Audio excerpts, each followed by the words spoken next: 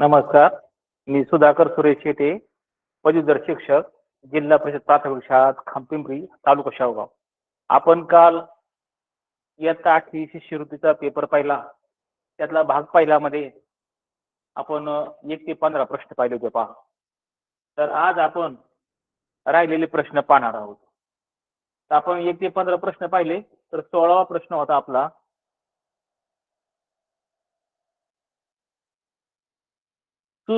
पुढील सुसंगत वाक्यांचा परिच्छेद अर्थपूर्ण होण्यासाठी योग्य पर्यायांची निवड करा.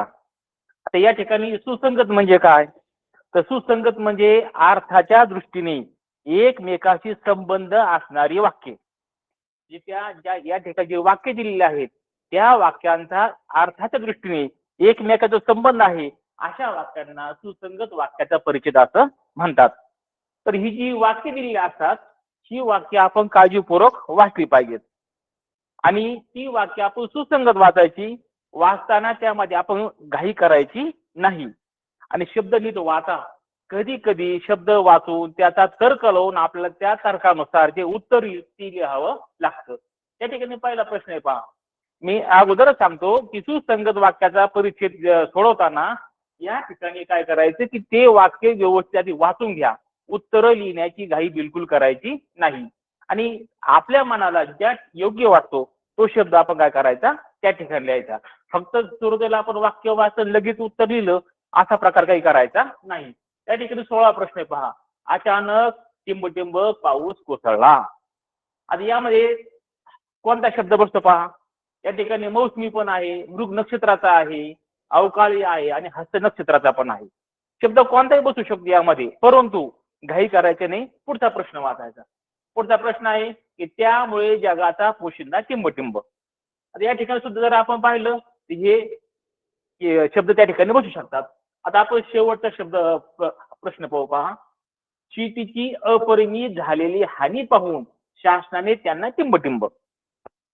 मग या ठिकाणी जो पाऊस झाला त्या पावसामुळे काय झालं, शेतकऱ्यांची शेतीची खूप अपरिमित अशी कधी भरून न निघणार असं नुकसान झालं पहा.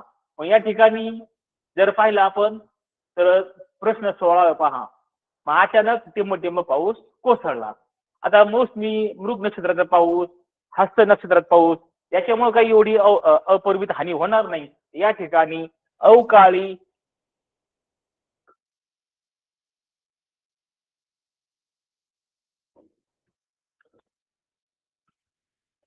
हा शब्द बसतो पहा.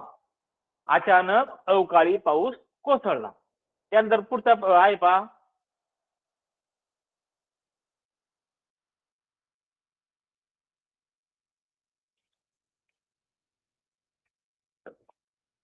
पुढचा प्रश्न आहे त्यामुळे जगाचा पोशिंदा टिंबटिंब. आता अवकाळी पाऊस पडल्यामुळे काय आलं की तो हवालदिल झाला पहा. जास्त पाऊस झाला, शेतीचे अपरिमित नुकसान झालं, तो हवालदिल झाला, खूप तो त्रासला. त्यानंतर पुढचा आहे पहा प्रश्न. प्रश्न आहे पहा. शेतीची अपरिमित झालेली हानी पाहून शासनाने त्यांना भरीव मदत केली. अशा प्रकारे या ठिकाणी जे 3 शब्द आहेत आपण हे 3 प्रश्नामध्ये बरोबर हे केलेत पहा. कारण जी शासनाची जी मदत आहे ती मदत रेखीव, भौतिक किंवा भावनिक अशी मदत नाही, तर शासनाने त्या लोकांना काय केली की ज्यांची शेतीची अपरिमित हानी झाली अशा लोकांना भरीव अशी मदत केलेली आहे. यानंतर पुढचा प्रश्न पहा की पुढील शब्दाचा योग्य समानार्थी शब्द निवडा. या ठिकाणी असं दिले पहा की पुढील शब्दाचा योग्य समानार्थी शब्द निवडा. शब्द दिला पहा संरचना. तर संरचना म्हणजे काय? योग्य प्रकारची रचना, योग्य प्रकारची ठेवण्याची पद्धत, त्याला संरचना म्हटलं पहा. आता या ठिकाणी जर आपण पाहिलं तर नजाकत शब्द आहे पहा. नजाकत, भूषण, भूमिका आणि ठेवण अशा प्रकारचे हे 4 शब्द आहेत. या 4 शब्दामधून नजाकत म्हणजे नाजूकपणा आहे पहा.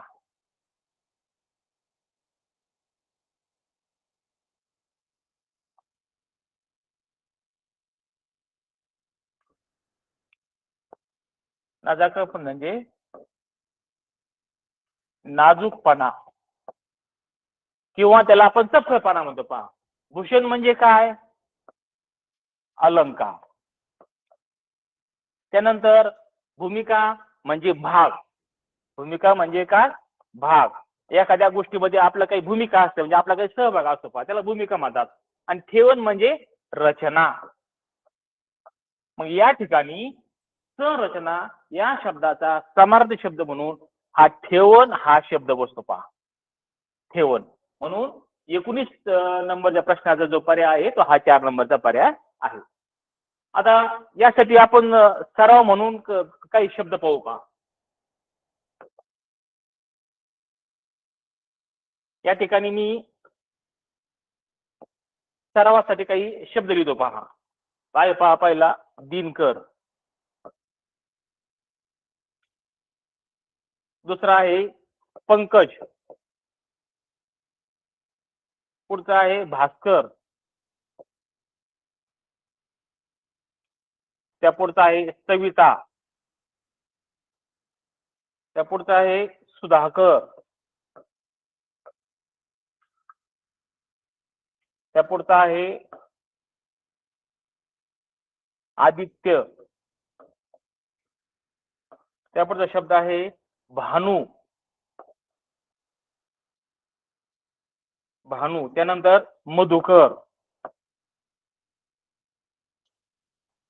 त्यानंतर दिवाकर, त्यानंतर आहे शब्द रवी.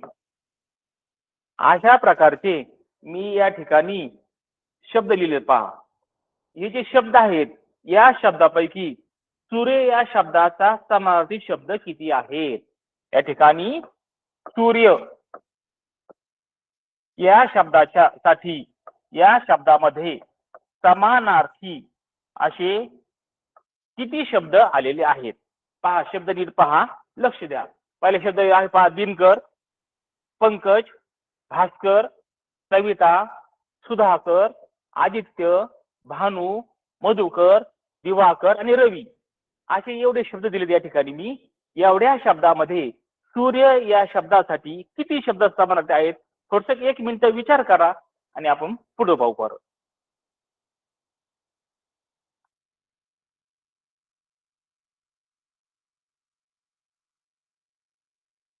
सगळ्यांनी पाहिलं तर पहा. या ठिकाणी दिनकर हा सूर्याला समानार्थी शब्द आहे पहा.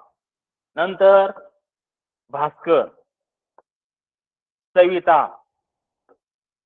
आदित्य, भानू, दिवाकर आणि रवी अशा प्रकारे 1 2 3 4 5 6 आणि 7 असे सूर्य या शब्दासाठी या ठिकाणी 7 समानार्थी शब्द आलेले आहेत पहा.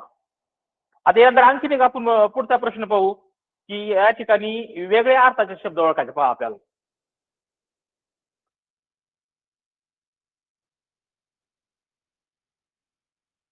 पहिला शब्द पहा, निष्कारण,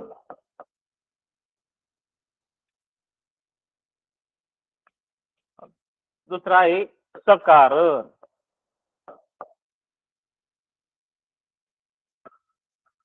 तिसरा आहे अकारण आणि चौथा आहे विनाकारण.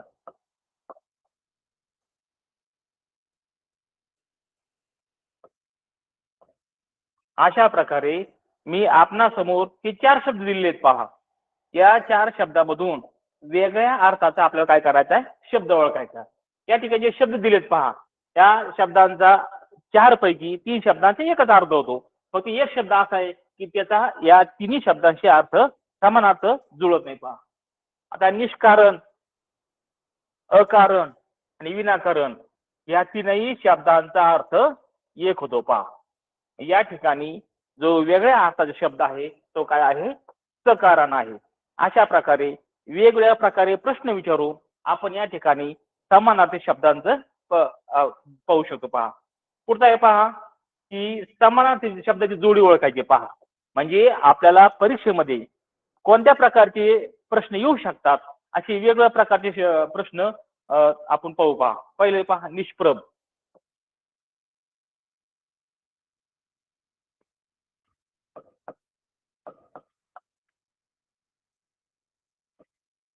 म्हणजे तेजोहीन. दुसरा शब्द आहे पहा निरोगी.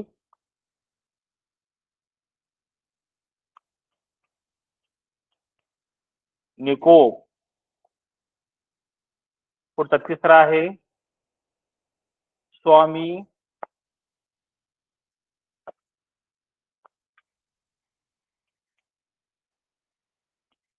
सेवक. पुढे आहे चौथं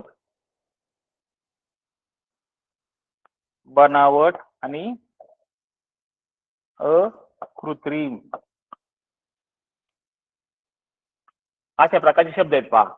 या ठिकाणी मी तुम्हाला जे शब्द दिलेत पहा, या शब्दामधून समानार्थी शब्दांची जोडी ओळखायची आणि या ठिकाणी आपल्याला काय करायचे पहा, दोन पर्याय शोधायचे पहा. या ठिकाणी आपल्याला दोन पर्याय शोधायचे. पहिला आहे पहा शब्द निष्प्रभ तेजोहीन, दुसरा आहे निरोगी निकोप, तिसरा आहे स्वामी सेवक आणि चौथा आहे बनावट अकृत्रिम. आता विचार करून यापैकी काय करायचे, दोन पर्याय आपल्याला शोधायचे.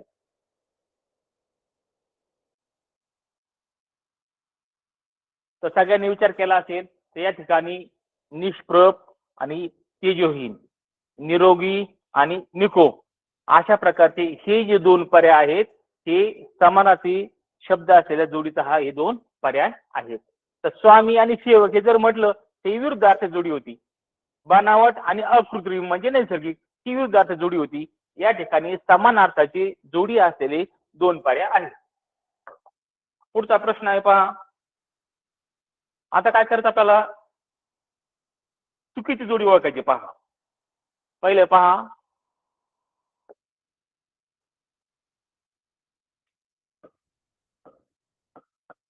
उदाहरण दाखला. दुसरी जोडी आहे पहा विसावा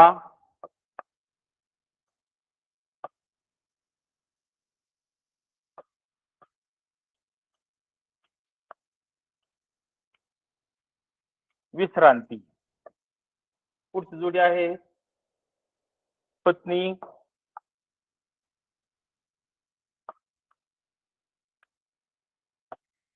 कलत्र आणि चौथी जोडी आहे कोलाहल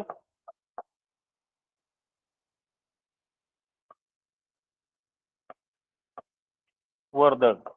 अशा प्रकारे मी आपणासमोर या चार जोड्या ठेवलेल्या आहेत पहा. या चार जोड्यामधून आपल्याला काय करायचंय, चुकीची जोडी ओळखायची पहा. करा बरं विचार थोडासा.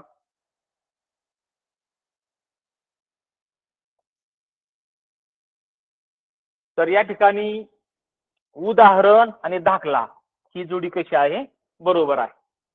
त्यानंतर विसावा आणि विश्रांती ही जोडी समान शब्दाची बरोबर आहे. त्यानंतर पत्नी आणि कलत्र ही समान जोडी बरोबर आहे. परंतु 4 नंबरची जोडी आहे कोलाहल आणि वर्दळ हे काय आहे, विसंगत अशी चुकीची अशी समानार्थी शब्दाची ही जोडी आहे. अशा प्रकारे आपण अजून एक उदाहरण पाहू पहा समानार्थी शब्दाचं. नौबत.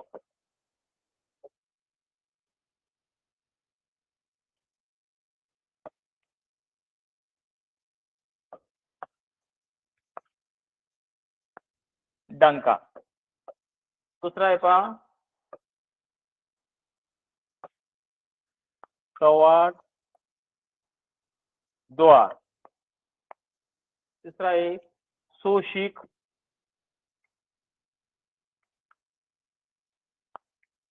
पीडित आणि चौथा आहे अगम्य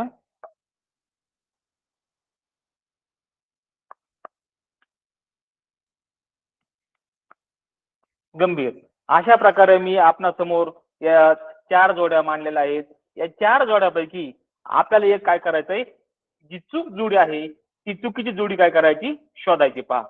आता या ठिकाणी नौबत आणि डंका ही समानार्थक जोडी बरोबर आहे पहा, चुकीची नाही.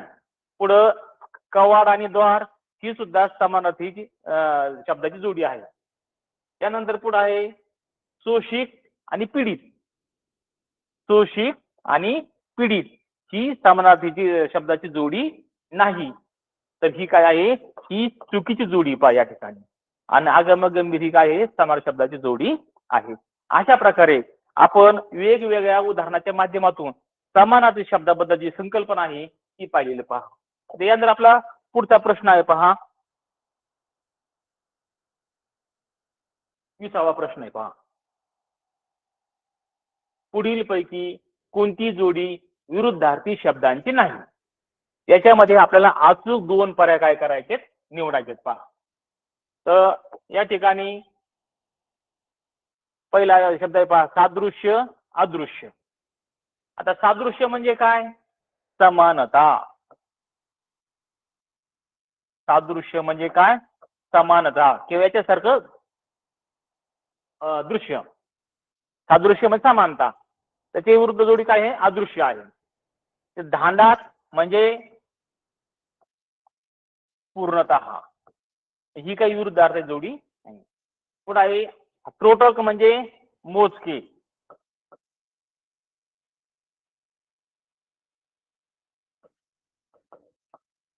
मोजके आणि विस्तृत म्हणजे सविस्तर. प्रधान म्हणजे मुख्य आणि गौण म्हणजे त्याला दुय्यम स्थान असलेलं. अशा प्रकारे या उदाहरणामध्ये आपल्याला 2 पर्याय शोधायचे पहा. कोणते, की विरुद्धार्थी शब्दाची जोडी नसलेलं. या ठिकाणी विचार करा बरं, कोणते 2 जोड्या आहेत, आपल्या 2 पर्याय शोधायचे पहा. या ठिकाणी 1 नंबरचा पर्याय आणि हा 2 नंबरचा पर्याय, हे 2 पर्याय आहेत पहा. हे विरुद्धार्थी शब्दांची जोडी नाही. या ठिकाणी त्यासाठी मी समोर या ठिकाणी त्याचा अर्थ लिहिला होता, तुम्हाला विचार करण्यासाठी काही सेकंद दिले होते. या ठिकाणी हे 2 पर्याय आहेत, हे अचूक पर्याय आहेत की ते विरुद्धार्थी शब्दांची जोडी नाही.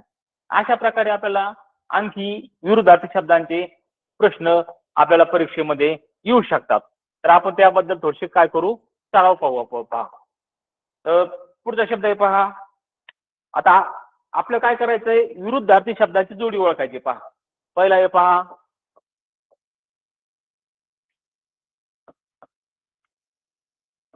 स्वातंत्र्य स्वराज्य.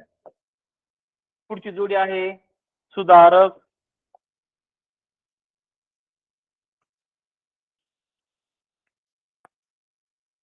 सनातनी. पुढची जोडी आहे पोक्त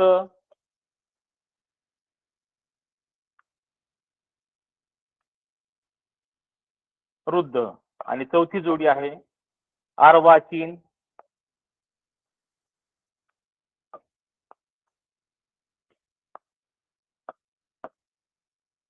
आधुनिक. अशा प्रकारे मी आपल्या समोर 4 जोड्या मांडलेल्या आहेत. या 4 जोड्यामधून विरुद्धार्थाचे शब्द जोडी काय करायची, आपल्याला ओळखायची पहा. तर या ठिकाणी आपण जर पाहिलं, स्वातंत्र्य आणि स्वराज्य ही झाली समानार्थाची जोडी. पुढे आहे सुधारक आणि सनातनी. ही जोडी कशी आहे, सुधारक म्हणजे नवीन सुधारणा करणारे, सनातनी म्हणजे जुने कर्मठ विचार पाळणारे. म्हणजे ही खऱ्या अर्थाने ही काय आहे, विरुद्ध अर्थाची जोडी आहे पहा. पोक्त वृद्ध ही समानार्थाची जोडी पहा. जे वयाने मोठे असतात, वडीलधारे असतात, आपण त्यांना पोक्त म्हणतो, वृद्ध म्हणतो, वयस्कर म्हणतो, आहे का नाही. ही ही समानार्थी जोडी आहे. ही समानार्थी जोडी आहे. अर्वाचीन आणि आधुनिक ही सुद्धा काय आहे, समानार्थी जोडी आहे. या ठिकाणी ही जी जोडी आहे ही विरुद्ध अर्थाची जोडी आहे. अशा प्रकारे आपल्याला आणखी पण एक उदाहरण पाहता येईल पहा. पुढचं उदाहरण पहा. एक पोषण उपोषण. त्यानंतर 2 नंबर जोडी पहा. सध्या तूर्त. पुढची जोडी आहे पहा. वेचक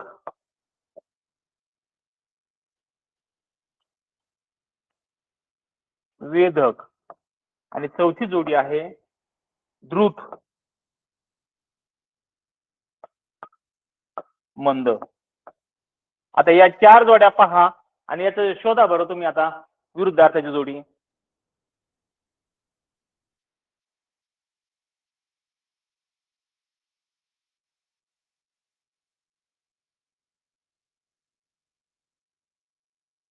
तर या ठिकाणी द्रुत आणि मंद ही काय आहे, विरुद्ध अर्थाची जोडी आहे.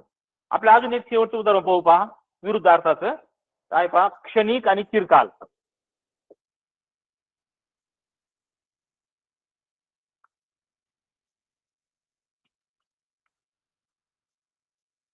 क्षणिक चिरकाल. आपल्याला या 4 जोड्यामधून विरुद्ध अर्थाची जोडी काय करायची, शोधायची पहा. दुसरा आहे सकर्मक.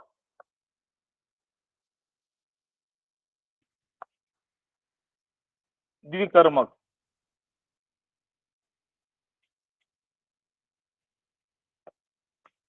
तिसरा आहे पहा सार्थ.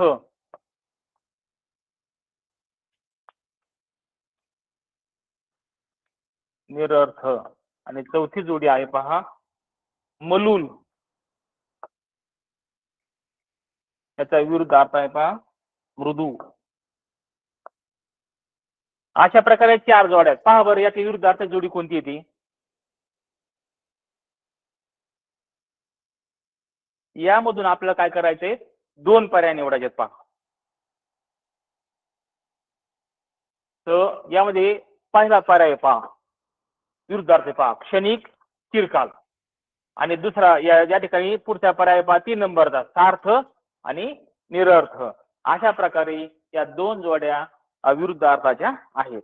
आता आपण पुढच्या प्रश्नाकडे वळू पहा. पुढचा प्रश्न आहे पहा आपला 21वा. काय पहा, पुढे दिलेल्या शब्दामध्ये एकूण किती शुद्ध शब्द आहेत.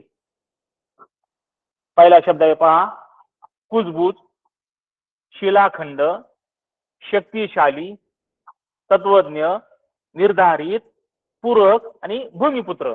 अशा प्रकारे या ठिकाणी शब्द दिलेत पहा. या शब्दामधून आपल्याला काय करायचंय, शुद्ध शब्द ओळखायचा. तर या ठिकाणी शुद्ध जो शब्द आहे तो आहे पहा कुजबूज.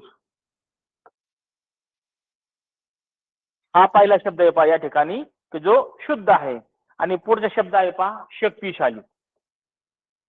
अशा प्रकारे हे 2 शब्द काय आहेत, शुद्ध आहेत. मग शिलाखंड जो शब्द आहे समजा, तो शिलाखंड शब्द असा लिहावा लागतो पहा.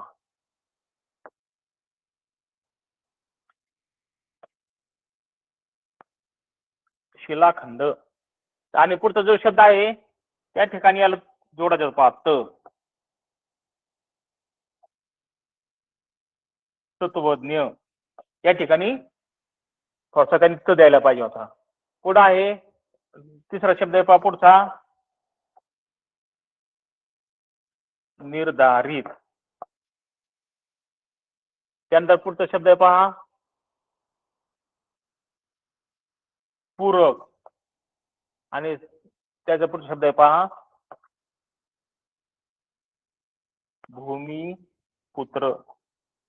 अशा प्रकारे वरचे जे शब्द आहेत ते शब्द आपण काय केले आहेत, शुद्ध अशा प्रकारे लिहिलेले आहेत. तर अशा प्रकारे अशुद्ध शब्द. आता काय म्हणल्या ठिकाणी पुढे दिलेल्या शब्दामध्ये एकूण किती शुद्ध शब्द आहेत. एकूण या ठिकाणी कुजबूज आणि शक्तिशाली हे 2 शब्द आहेत पहा. या ठिकाणी 1 नंबर जो पर्याय आहे ते त्याचं उत्तर आहे. आणि वरचे जे अशुद्ध शब्द आहेत ते खाली काय केले आपण, शुद्ध लिहिलेले आहेत पहा.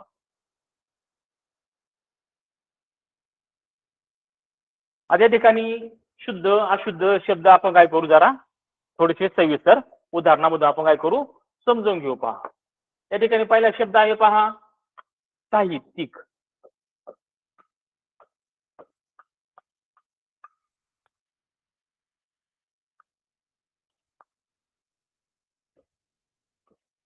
दुसरा शब्द आहे सुरतीस्थान.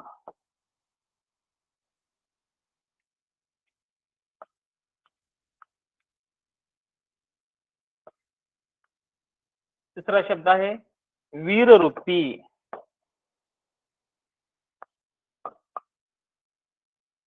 आणि चौथा आहे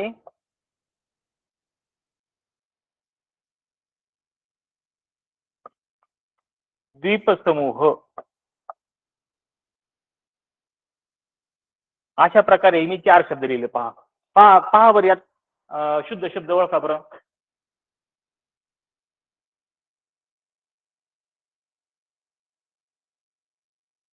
तर या शब्दामध्ये द्वीपसमूह हा जो शब्द आहे कसा आहे शुद्ध शब्द आहे. त्यानंतर आपण उदाहरण म्हणून पुढचं पाहू पहा.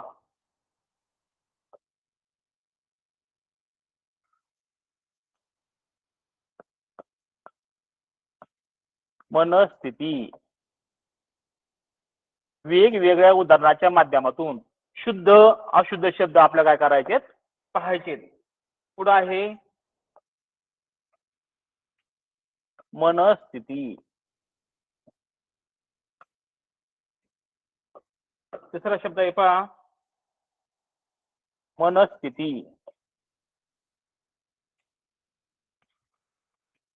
आणि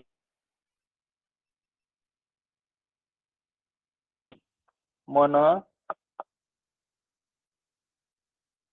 स्थिती. अशा प्रकारचे हे 4 शब्द मी आपल्या समोर दिलेत. यापैकी शोधा बरं. या दिलेल्या शब्दामधून आपल्याला काय करायचं आहे शुद्ध शब्द शोधायचा. विचार करा आणि पहा. तर या ठिकाणी मनस्थिती हा जो शब्द आहे हा शब्द कसा आहे शुद्ध आहे. त्याचं आपण पुढचं उदाहरण पाहू. आणखी पुढे पहा 1 नंबरला आत्यंतिक.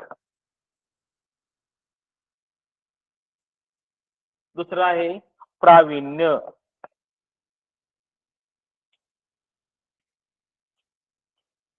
तिसरा आहे छंदिष्ठ. आणि या ठिकाणी पुढचं चौथं आहे बहुमितिक.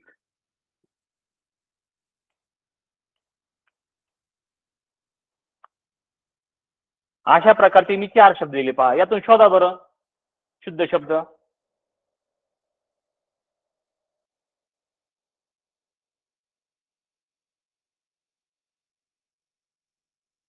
तर या ठिकाणी हा प्रावीण्य हा जो शब्द आहे हा कसा आहे शुद्ध आहे. आता आपण शुद्ध शब्द पाहिले. आता अशुद्ध शब्द पण काय करा आपल्याला शोधावे लागतात. आपण फक्त एक उदाहरण पाहू पहा अशुद्ध शब्दांचं.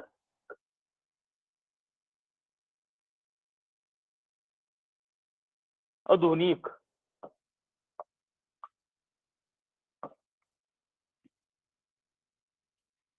त्यानंतर नाविन्य.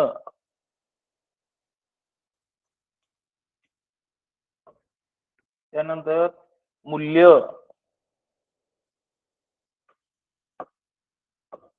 त्यानंतर नातेवाईक. त्यानंतर वैद्यकीय.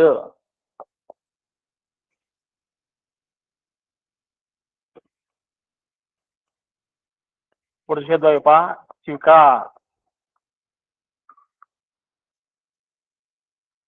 पुढचा शब्द आहे पहा येऊन. पुढचा शब्द आहे पहा ठेवून. आणि पुढचा शब्द आहे पहा ठराविक. अशा प्रकारे मी आपणासमोर हे शब्द मांडलेले आहेत. तर या शब्दामधून आपल्याला काय करायचंय अशुद्ध शब्द ओळखायचे पहा. जसं परीक्षेमध्ये शुद्ध शब्द ओळखायला सांगतात अशाच प्रकारे अशुद्ध शब्द सुद्धा काय करतात, शोधायला सांगतात. आता हे शब्द पहा, पाहिला आहे पहा, आधुनिक, नाविन्य, मूल्य, नातेवाईक, वैद्यकीय, स्वीकार, येऊन, ठेवून आणि ठराविक. आता याचं जे उत्तर आहे पहा, यामध्ये 5 शब्द काय आहेत, अशुद्ध आहेत पहा. 5 शब्द अशुद्ध आहेत. आणि हे 5 शब्द जे अशुद्ध आहेत, आता ते 5 शब्द कोणते आहेत हे तुम्ही काय करायचंय, शोधायचं. आता आपण काय करू, पुढच्या प्रश्नाकडे वळू. पुढचा प्रश्न आहे पहा आपला 22वा. आता आपण काय करू, 22व्या प्रश्नाकडे येऊ पहा. 22वा प्रश्न आहे पहा, दुर्बल व क्षीण मनुष्य या अर्थाचा योग्य अलंकारिक शब्द पर्यायातून निवडा. आता या ठिकाणी अलंकारिक शब्द दिला पहा, पहिला भेंडीची भाजी, दुसरा आहे अस्तनीतला निखारा, तिसरा आहे लठ्ठम भारती आणि चौथा आहे पात्याचे पितर. आता या ठिकाणी जे शब्द दिलेत, या शब्दामध्ये जे अलंकारिक शब्द आहे यांचा अर्थ पाहू पहा. तर भेंडीची भाजी म्हणजे काय आहे, त्याची किंमत न करणे. इथं लिहितो मी खाली, हे आपल्याला लक्षात येईल पहा. पहिले पहा, भेंडीची भाजी म्हणजे काय आहे, त्याची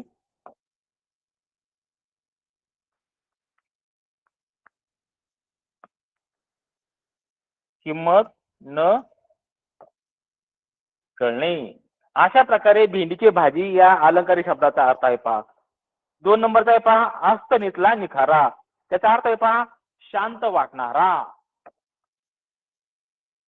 शांत वाटणारा पण धोकादायक. अशा प्रकारे अस्तनीतला निखारा या शब्दात काय आहे, तो अर्थ आहे. कधी कधी एखादी गोष्ट शांत वाटते, परंतु त्यापासून कधी आपल्याला दगा होईल सांगता येत नाही, म्हणून त्याला म्हणतात अस्तनीतला निखारा. 3 नंबरचा आहे पहा, लठ्ठम भारती. लठ्ठम भारतीचा अर्थ आहे अगदी कमी, अगदी किंवा फारच कमी, असा त्याचा अर्थ आहे. आणि चौथं जे आहे आपला अलंकारिक शब्द पात्याचे पितर, याचा अर्थ आहे पहा अतिशय कमकुवत, अतिशय कमकुवत, क्षीण, दुर्बल असा मनुष्य, असा या चौथ्याचा अर्थ आहे पहा. आता हे जर अर्थ पाहिले आपल्या जर लक्षात आले लवकर, तर या दुर्बल व क्षीण मनुष्य या अर्थाचा योग्य अलंकारिक शब्द या पर्यायातून निवडायचं जर ठरलं तर तो आहे 4 नंबरचा पर्याय. 4 नंबरचा पर्याय आहे पहा पात्याचे पितर. त्याचा अर्थ आहे पहा अतिशय कमकुवत, क्षीण, दुर्बल असा मनुष्य. इथं पण आपला त्याच अर्थाची अलंकारिक शब्द विचारायला आहे. अशा प्रकारे हा आपण 22वा प्रश्न पाहिलेला आहे. तर अलंकारिक शब्दाबद्दल आपण आणखी थोडं काही शब्द पाहू पहा. आता या ठिकाणी मी लिहितो पहा,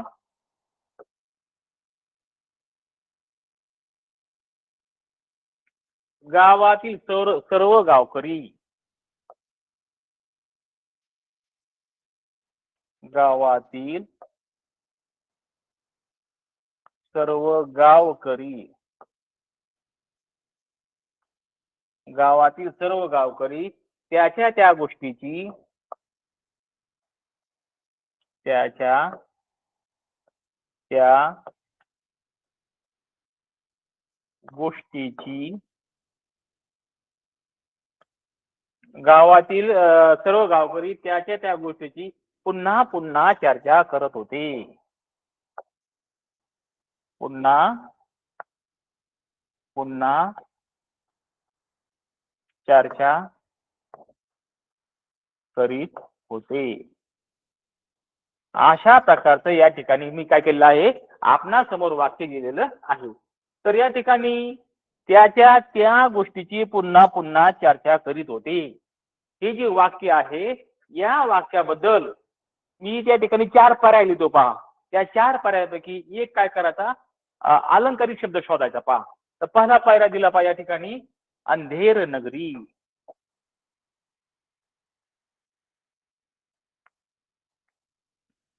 2 नंबरचा पर्याय आहे पहा चर्वित चर्वण.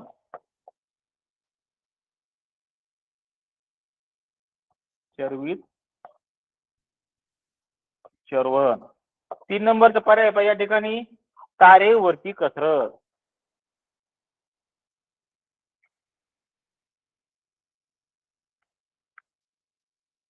आणि 4 नंबरचा पर्याय पहा या ठिकाणी यक्ष प्रश्न. यक्ष प्रश्न.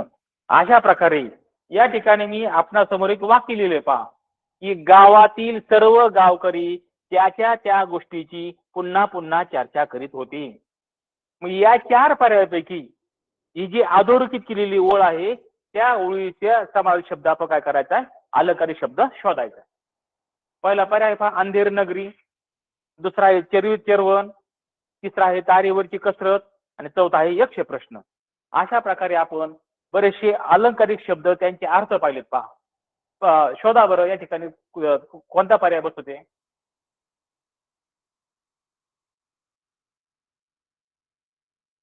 या ठिकाणी हा 2 नंबरचा पर्याय जो शब्द आहे चर्वित चर्वण या ओळीच्या अर्थाचा हा अलंकारिक शब्द आहे पहा.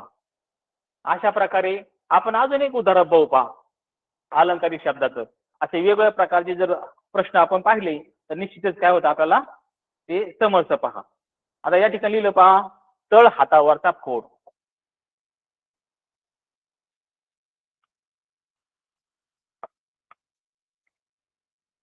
या ठिकाणी मी आपणासमोर अलंकारिक शब्द मानतोय पहा तळ हातावरचा फोड.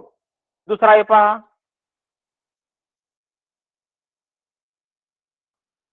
झाकले माणिक. तिसरा आहे गळ्यातील ताईत.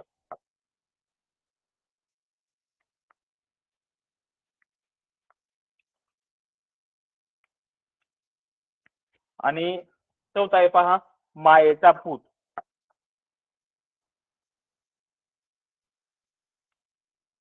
अशा प्रकारे मी आपणासमोर 4 अलंकारिक शब्द दिलेत पहा. या 4 अलंकारिक शब्दामधून एकच अर्थ असलेले 2 अलंकारिक शब्द आपल्याला शोधायचे पहा. हे जे 4 पर्याय दिलेत त्या 4 पर्यायामधून 2 असे अलंकारिक शब्द आहेत की त्यांचा अर्थ एकच आहे पहा. पहा बरं करा बरं विचार.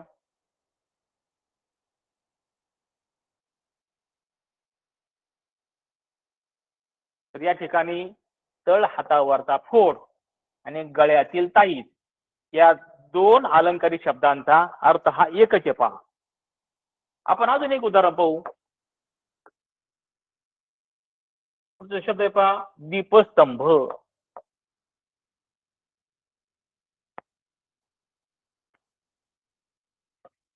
त्याचा अर्थ आहे पहा लठ्ठ मनुष्य.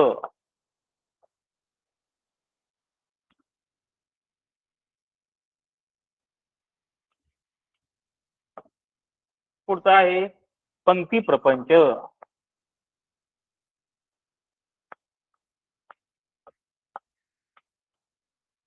पंक्ती प्रपंच काय आहे पहा भेदभाव करणे.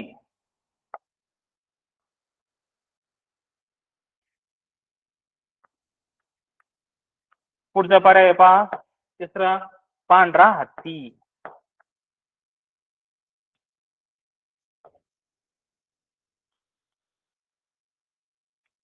अर्थ आहे पहा दुर्मिळ मनुष्य.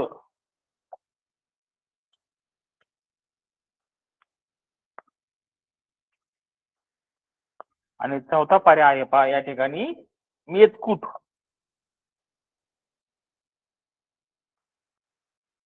मेतकूट म्हणजे घनिष्ठ मैत्री.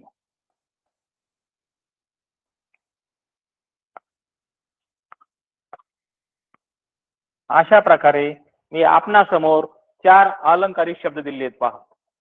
या 4 अलंकारिक शब्दामध्ये 2 असे अलंकारिक शब्द असे आहेत की त्यांचं काय आहे एकच अर्थ आहे पहा. पहा बरं.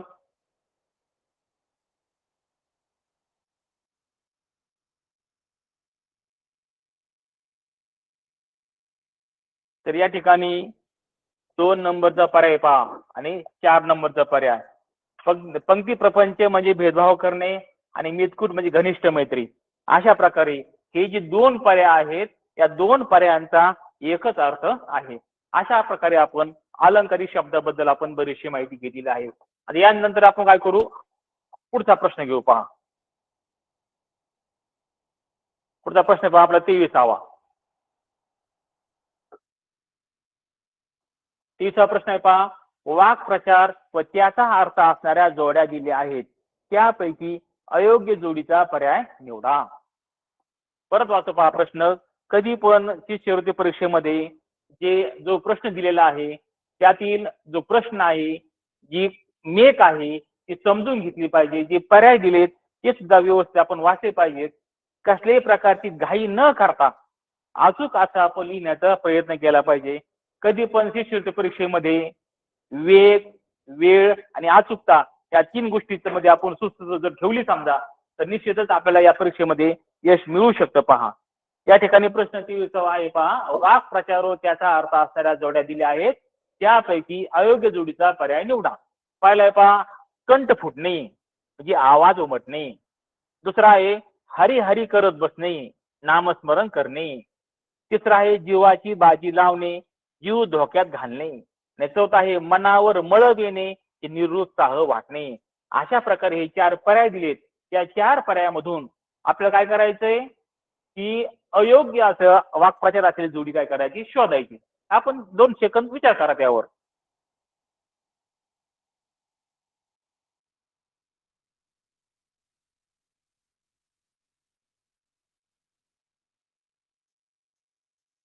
या ठिकाणी पहा, पहिला जो पर्याय आहे कंठ फुटणे म्हणजे आवाज उमटणे, ही जोडी कशी आहे, बरोबर आहे. पहा, ही जोडी बरोबर आहे. दुसरा पर्याय पहा, हरी हरी करत बसणे. तर त्याचा अर्थ असा आहे पहा, एखाद्या क्षुल्लक गोष्टीचं काय करतो आपण माणूस, झालेल्या नुकसानीबद्दल पुन्हा पुन्हा खंत व्यक्त करतो. याचा अर्थ हा नाही. पहा, हा जो वाक्प्रचार आहे पहा, हरी हरी करत बसणे म्हणजे नामस्मरण करणे, हा अर्थ नाही. या वाक्प्रचाराचा अर्थ पहा, झालेल्या नुकसानीची झालेल्या नुकसानीची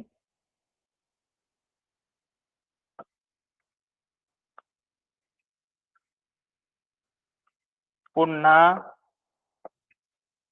पुन्हा खंत करणे, हा खरा त्याचा अर्थ अभिप्रेत आहे. परंतु या ठिकाणी काय दिलं पहा, नामस्मरण करणे. म्हणजे या ज्या जोड्या दिलेल्या आहेत या जोड्यामध्ये अयोग्य जोडीचा जो पर्याय आहे तो हा 2 नंबरचा पर्याय पहा. कारण जीवाची बाजी लावणे म्हणजे जीव धोक्यात घालणे बरोबर आहे. मनावर मळब येणे म्हणजे निरुत्साह वाटणे हे पण बरोबर आहे. पण तो 2 नंबरचा जो पर्याय आहे हरी हरी करत बसणे, त्याचा अभिप्रेत अर्थ असा आहे, झालेल्या नुकसानाची पुन्हा पुन्हा खंत करणे. म्हणजे एखादी गोष्ट घडून गेली, आपण म्हणतो असंच झालं तसंच झालं, मग समोरचा काय म्हणतो, काय हरी करीत बसला दी सोडून. म्हणजे जे नुकसान झालेलं असतं त्याचे पुन्हा पुन्हा जो खंत करतो त्याला माझा हरी करत बसणे.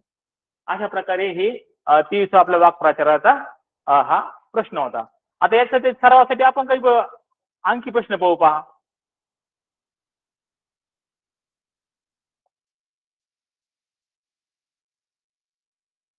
या ठिकाणी आपण काय करू, काही प्रश्न घेऊ. पहा, तर पहिल्या पाया उपरती होणे, उपरती होणे.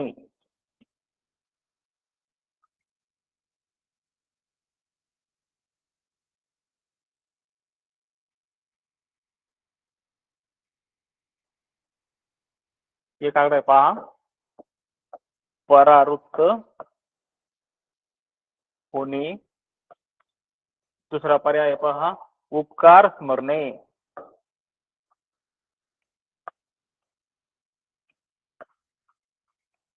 तिसरा आहे भ्रमनिराश होणे.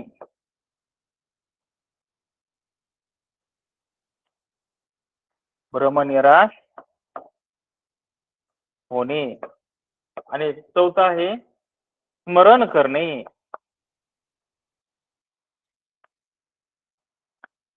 अशा प्रकारे मी आपणासमोर 4 पर्याय दिलेत. पहा, परंतु या ठिकाणी उपरती होणे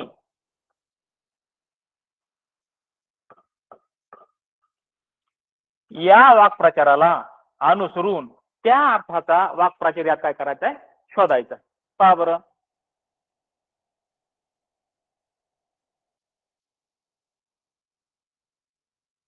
आपणासमोर जे मी पर्याय दिलेत पहा, तर उपरती होणे या वाक्प्रचाराचा योग्य समानार्थी वाक्प्रचार आपला काय करायचा आहे, शोधायचा. या ठिकाणी 4 पर्याय दिले पहा. परावृत्त होणे, दुसरा आहे उपकार स्मरणे, तिसरा आहे भ्रमनिराश होणे आणि चौथा आहे स्मरण करणे.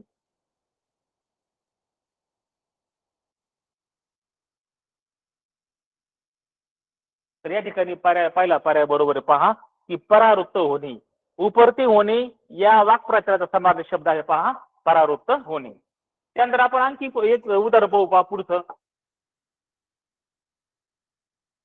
आता मी आपल्या समोर पहा आकृती काढतो पहा.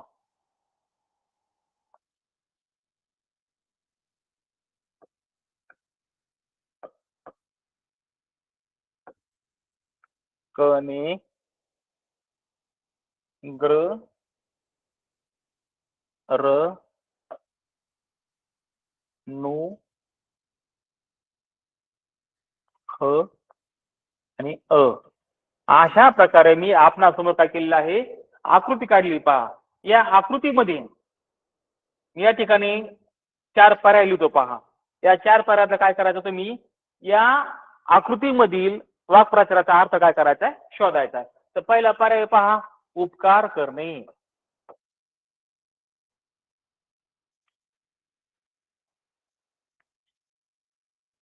पुढचा पर्याय पहा, संरक्षण देणे. संरक्षण देणे. पुढचा पर्याय पहा, रागावणे. या ठिकाणी पुढचा चौथा पर्याय पहा, थैमान घालणे. मी आपणासमोर जी आकृती दिली, या आकृतीवरून काय करायचं, अगोदर आपण वाक्प्रचार तयार करायचा आहे आणि त्या वाक्प्रचाराचा समानार्थी शब्द काय करायचा, या 4 पर्यायामधून आपल्याला शोधायचा आहे.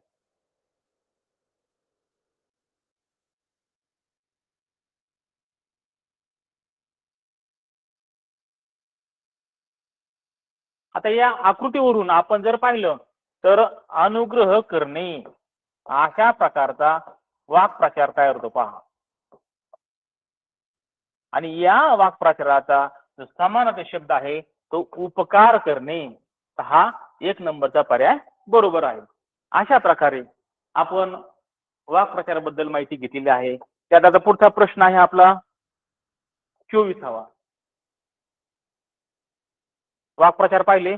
पुढचा 24वा प्रश्न पहा आपल्या समोर.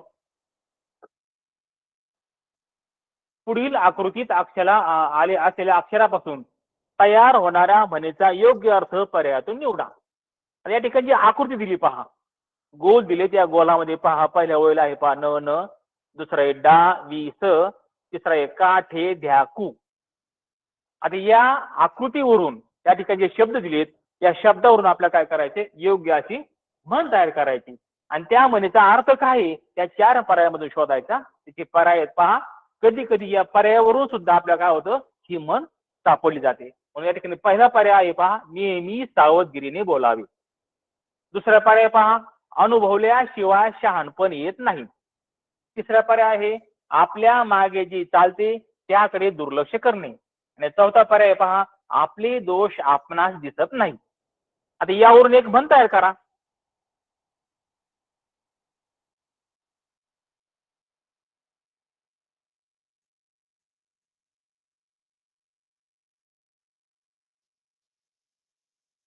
यापासून म्हण तयार होतं पहा, ठेवी ध्यान पुढास कान.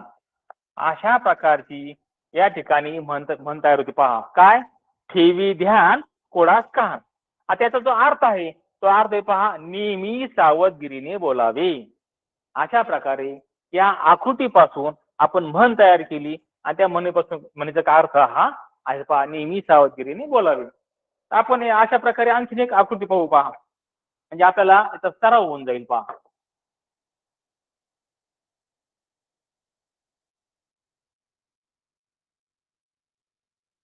पुढची म्हणे पहा, अशा प्रकारे मी आपल्यासमोर काय करतो, आकृती काढतो पहा.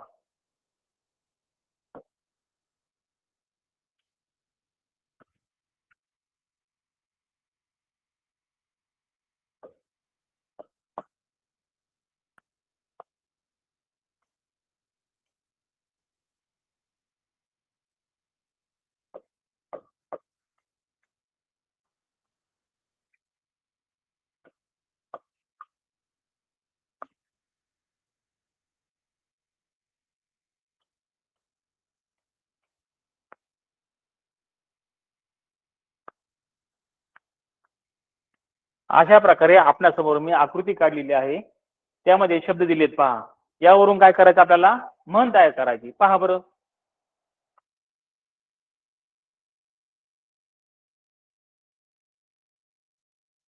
अशा प्रकारे अर्थपूर्ण म्हण तयार करायची. पहा, अर्थपूर्ण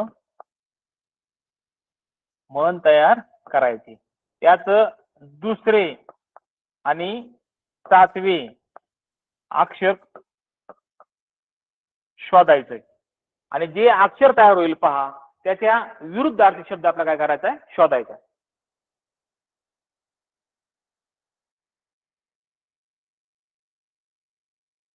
ह्या अक्षरापासून जो शब्द तयार होईल त्याच्या विरुद्ध अर्थाचा आपला काय करायचा आहे, शब्द निवडायचा आहे. विरुद्ध अर्थाचा शब्द. मी काय करतो, या ठिकाणी पर्याय लिहितो पहा. पहिला पर्याय पहा, कोमल. दुसरा आहे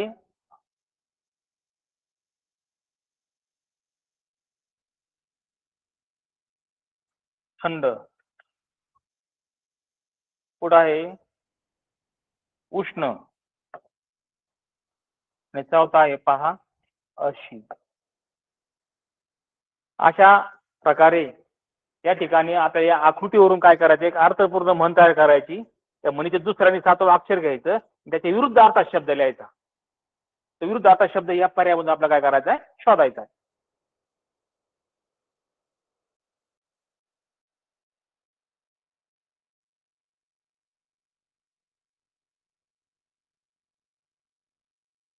तर यापासून अशी म्हण तयार होते पहा, अर्थपूर्ण म्हण.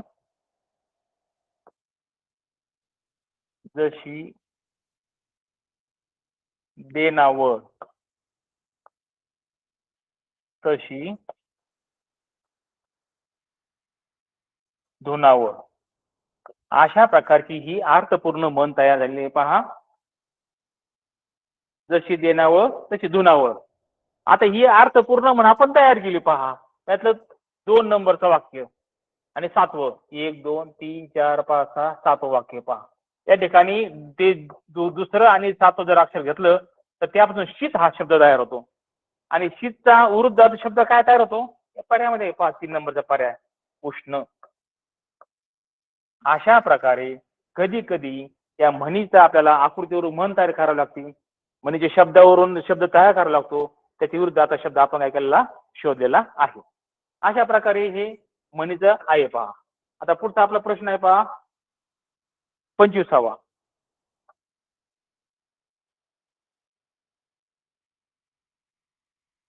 25वा प्रश्न आहे पहा. पुढील पैकी मृदू वर्ण कोणता. प्रश्न काय आहे, पुढील पैकी मृदू वर्ण कोणता. पर्याय दिले पहा, क, ध, ठ आणि फ. पहा बरे आता मृदू वर्ण कोणता येतो.